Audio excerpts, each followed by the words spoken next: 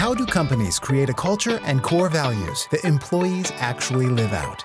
The team at The Receptionist, a bootstrapped Denver-based software company, sets out to answer that very question.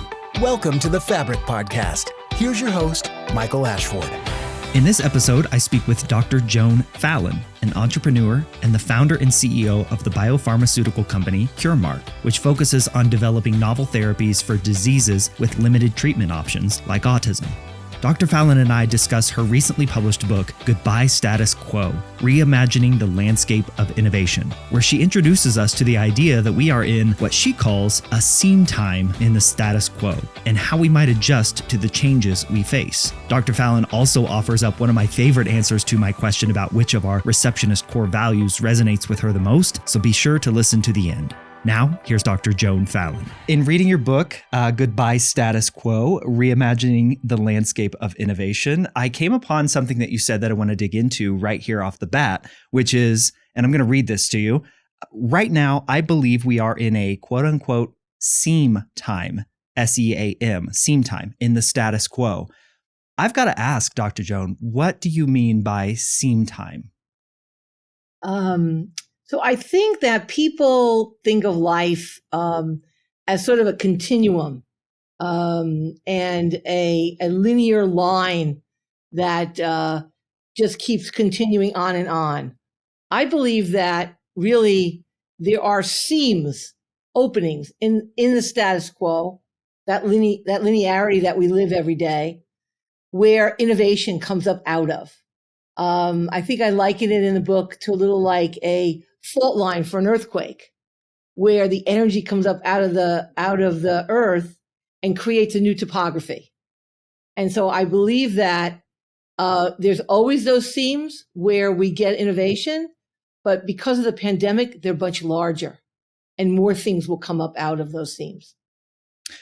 In the context of a company or a business going through a seam time, what has to happen to be able to navigate that? Maybe let's use another sewing analogy, to stitch those seams together rather than have them rendered and ripped apart. What does a leader have to do in those situations? Well, sometimes the innovation or the things that come up out of the seams are related to what you're doing, and yet maybe something that you never thought of before. Like, for example, there's lots of medical testing companies. Many of them pivoted to doing COVID testing at home, like Everlywell. And so while they had never dreamt of that opportunity, here it was in front of us, and they needed to pivot. And the ones who could pivot had opportunity. Those who were originally holding on to their original premise or the work that they were doing at the moment lost out. So I believe that you need to be able to have some imagination and also to be able to pivot. What about you? What about you and the business that you run? And you wrote a book during this time as well that we're obviously talking about. What was your goal, I guess, in working and navigating through this seam time? What did that look like for you? So it's interesting. In February and very early March of 2020, I was in Qatar. And I went there at the request of the Qatari ambassador to look at autism facilities in Qatar. And while I was there, the virus was there. So we were able to actually, I was able to see firsthand having to wear masks and doing those different things. It was just starting to emerge there. And so when I came back to the US, I said to my team, okay, we should do two things. We have to make sure the children on our clinical trial have the drug that they need for the next 6 or 7 months. Because I don't know whether there's going to be closures of our storage companies or our distribution companies. And I want you to pay our employees for 3 months ahead of time, because I lived through 9/11 here when the Bank of New York had no computer system. And I don't think we really understood what was coming. So I try to anticipate the coming onslaught of change. And the book actually was a compilation of things I had been writing all the years before. Things that happened, thoughts I had, And when I saw people so resistant to change and struggling with it, especially in the early part of the pandemic, I said, I need to get this out there. And so I spent my free time doing that rather than going to SoulCycle or something that I would normally do, which I didn't do during the pandemic. So, yeah, so many of us realized that you got to figure out ways to work out from home, right? Right, exactly. So you used a phrase there that you were trying to anticipate. You were trying to anticipate what could be coming based on the information that we know. But you certainly, Dr. Joan, know, and as we all do now looking back, it was such a time of uncertainty for all of us. We'd never lived through anything like this. And you write in the book that pushing past the status quo and finding the right route to go down and finding the right direction to change or pivot to requires hanging out in that uncertainty. And I'm curious why you believe that is. Why, when so many of us feel the need to move, why do you advocate for hanging out in uncertainty? So I think that people don't like uncertainty. No, so they we don't. tend to want to wiggle away from it, right? They move away from that uncertainty. But sometimes if you move too quickly, the uncertainty shows itself a little differently later on. So if something is in the middle of a change, it's in the middle of a change. You don't know where that's going. So if you act too soon, just because you're uncomfortable, that could be a poor outcome. So you need to stay in the uncertainty, get as much information as you can about how you need to change if you need to change, and then move forward. So people tend not to want to be where they're uncomfortable. And I think we learned that we have a whole world, especially a country here, that didn't like the uncertainty of what COVID brought us. Now, that's interesting that you brought that up, that during that kind of hanging in the uncertainty, you said, gathering the information that you can. I'm assuming, and I don't want to put words in your mouth, but I'm assuming you mean don't just sit there and do nothing. What should business leaders be doing in those moments of uncertainty to make it feel like we're making a difference? So I think that, leadership is really about solving problems. And that's how I look at it. And if you act too quickly, you may be solving the wrong problem.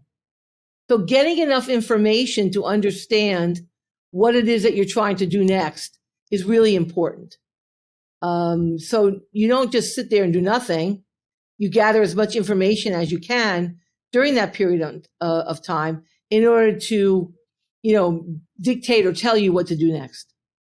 What do you think comes out of a status quo shift then? What are we, in your view and in your mind, and you wrote the book, what comes on the other side of a shift, a seam time like this, where the status quo changes so drastically? I think we can all point right to so many ways business is being done today that it wasn't back in, let's say, 2018, 2019. What's the outcome here?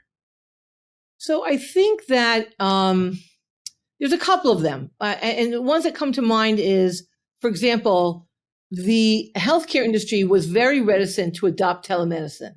And during the pandemic, they were kind of forced to do that. So I think that forever will change that landscape.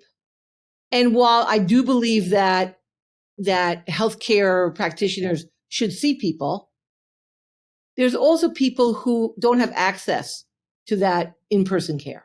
People who have severe Parkinson's, for example, or some other condition that really precludes their getting to someplace on a very regular basis.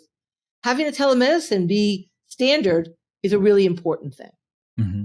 I also believe, as I think that physicians and healthcare practitioners should see people, that people should be, in a workspace where they can collaborate. Zoom does not do that same level of collaboration. And I think that there's something that's missing there, especially for the young people. Part of being a young person in a work position is to learn from their peers, mm-hmm. or people who they will become peers with. And that's not happening in the same way that it once did prior to this time. So I think there are good things, and I think that there are bad things. I think, for example, that the NCAA extending the life of a college athlete is great, and yet the people behind them have no place to go in. So there are things that are good and things that are not good, and I think we're still navigating what that new normal is. I appreciate that perspective, Dr. Joan, that just shifting the status quo is not good in and of itself. Right. It's kind of what I took from that answer. And to that point, I don't want to say I want to challenge you on something, but I want to get maybe perhaps some clarification on something you wrote in the book. You wrote that in business and in life, logic matters a great deal. I highlighted that when I was reading through the book because I had this question. Who's logic?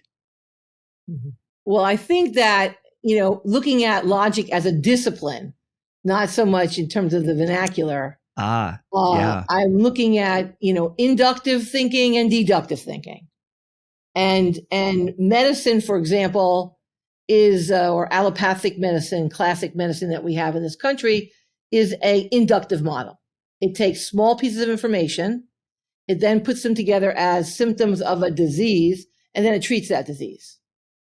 It does not necessarily look at what would be, considered normal or typical, and then the deviation from it, which is a top-down model or deductive model.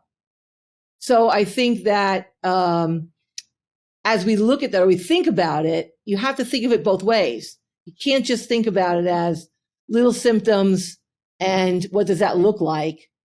If you're going to treat people, you have to look at what they're missing, what's gone or what's not there or what's changed about their condition. So it matters in that respect.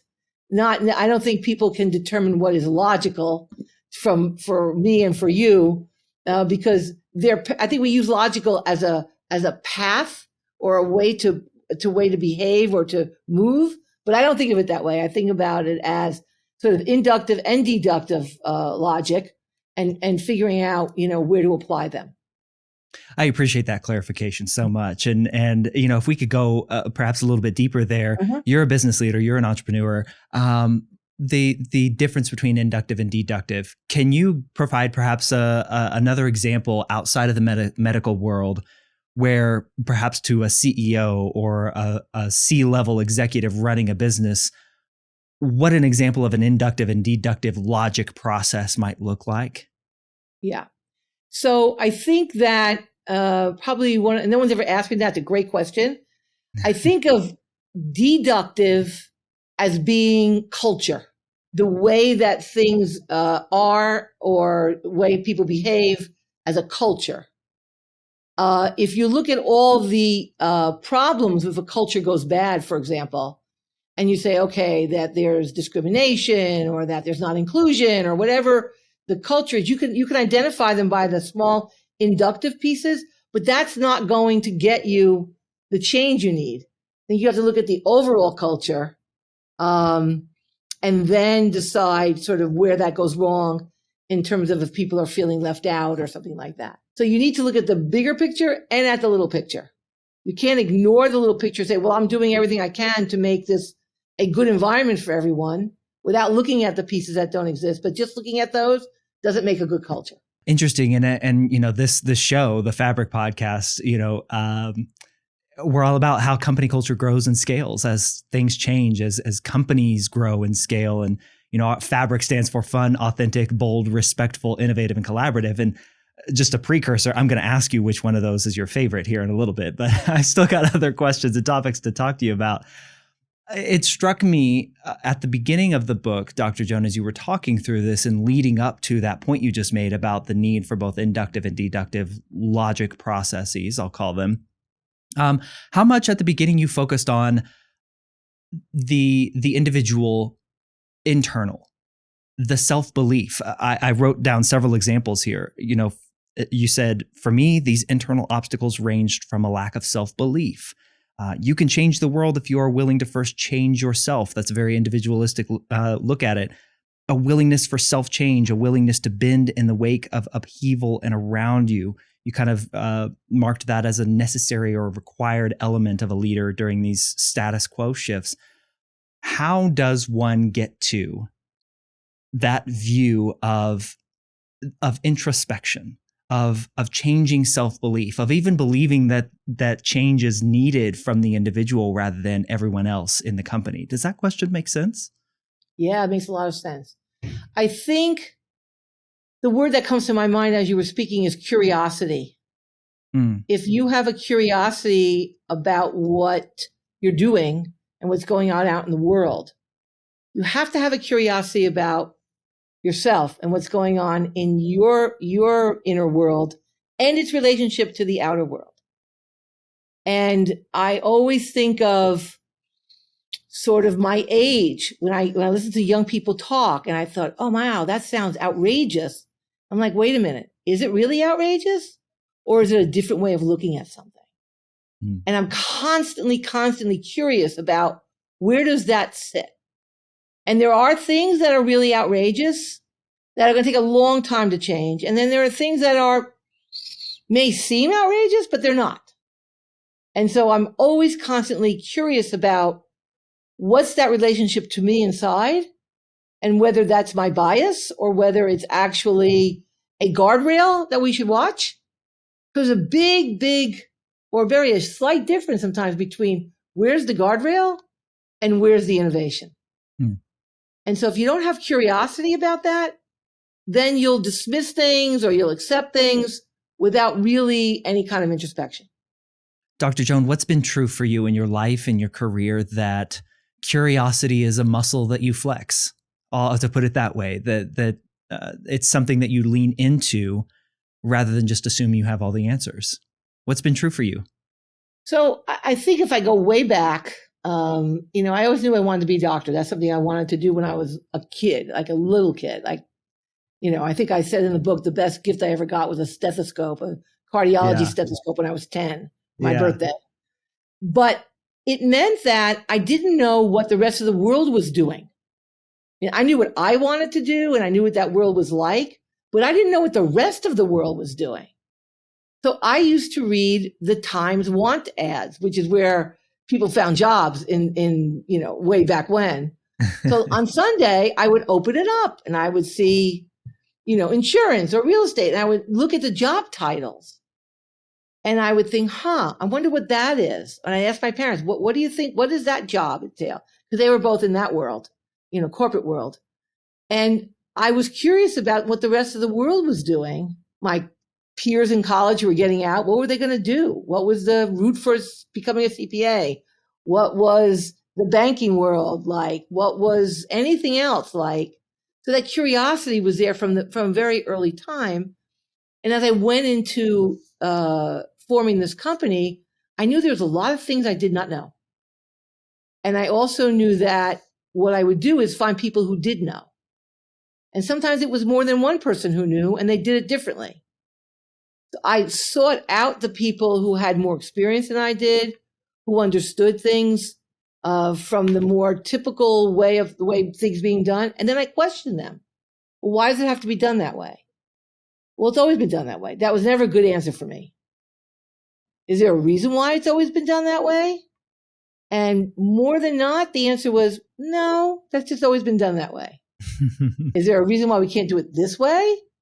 And the lawyer would say, no, we could do it that way. It's just never been done that way. So that's how we did it. Kind of sounds like just tapping into that childlike wonder and curiosity, right? Even as an adult, that's still important for us to do. Am I going down the right path there? Absolutely. Absolutely. Yeah. And you have to look at everything in that same light and realize whether you're not doing it because you're jaded because of some experience you had, or whether it's a bias that's built in that you don't even know about, and constantly questioning what is going on around an opinion that I have. The curiosity, the striving to ask questions, to, during a shift in the status quo and during a seam time, there is the fear. I get the sense, and I having been a leader myself for going on a little over a decade now, I get the sense that there is a fear of making mistakes. And the chapter title of chapter 10 in your book, you make a very important distinction here that I'd love to get your insight into why. Chapter 10 is titled, Own Your Mistakes and Don't Let Them Become Failures. I think we hear all the time in the business world, learn from your failures. Why was it such a distinction that you needed to make from your mistakes and your failures? If you are making a mistake, you're not off the journey. If you have a failure, that tends to feed into a narrative that your journey has ended or has changed or is different. And I just look at those kinds of mistakes or, failures of a particular path maybe as just part of the journey. It's not a linear. Entrepreneurship and business and those things are not linear, right? And so you're going to meet up with dead ends, things that you come up against a rock and you're like, oh, now what am I going to do? And you have to back up and go around that rock. And if you look at that as a failure, you're not going to go around the rock. You're going to get discouraged or upset with yourself. And it's going to take up a lot of time and energy to process that. And while I think you need to be very clear about, okay, that didn't work. I went down that path, it didn't work. Now what am I going to do? You have to spend the energy figuring out what the next step is. And wasting time on castigating yourself or others around you will not work well. And so that's how I make a distinction. It's an important distinction. Can you give us an example of a mistake that you made that perhaps looked or felt like a failure that actually turned out to be one of those bumps along the road? So I think that in my world, time is really important. And very often I relied on our outside people, who say to me, well, we're going to have this done by, January. And, the end of December comes and I'm like, I don't know.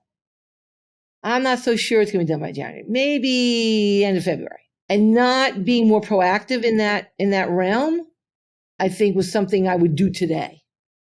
If I were in the same place. It would be more proactive around managing others where I don't have the control. Because you need, when you're small and you're starting out, you need partners to help you do things.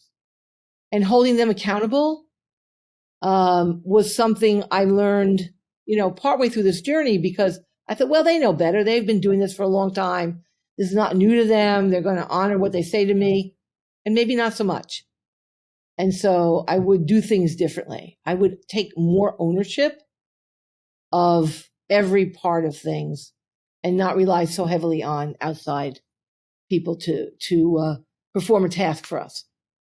Oh, there's a story there that I don't know that we have time to explore today, but maybe folks can, maybe folks can connect with you and learn more about that. Speaking of that, how can people get a copy of the book, A Goodbye Status Quo, and where can people connect with you, Dr. Joan? So the book, of course, is in the bookstores and in Amazon for sure. And I'm on LinkedIn. I am on Twitter at Curemark CEO. And so those are I think the best ways to find me. Fantastic. Well, final question, as promised. I mentioned earlier that this is the Fabric podcast, and Fabric spells out our core values of fun, authentic, bold, respectful, innovative, and collaborative. And I would just love to hear from you. Which one of those resonates the most with you, Dr. Joan? They're all really important, every one of them. But I think the boldness is what, to me, resonates the most. Because when you're bold, it encompasses a lot of the other things. You can have innovation, collaboration, you can have, fun, all those things. But if you're not bold, then those things don't come to the top. But I love that because all of those things are equally important in what you do. But I think bold is what resonates the most with me. Beautifully said. And I've never heard it put that way, that under bold, you can have all of the other values. So I appreciate that perspective there, Dr. Joan. Thank you so much for coming on and sharing your thoughts about your book. I appreciate it. Thank you so much. Thank you so much, Michael, for having me. It was an honor. Thank you so much for listening to this episode of the Fabric Podcast. Our show is hosted by me, Michael Ashford, Director of Marketing here at The Receptionist, and produced by our creative manager, James Jordan. If you want to see a video version of the show, jump over to thereceptionist.com/fabric where you can watch episodes of all of the content that we've put out on this podcast. You can see our bright smiling faces, and you can see what our studio looks like as well. If you'd like to give the Receptionist for iPad visitor management system a try in your office, jump over to thereceptionist.com/free trial and give us a test drive for 14 days with no credit card required. See what you think. Until next time, take care.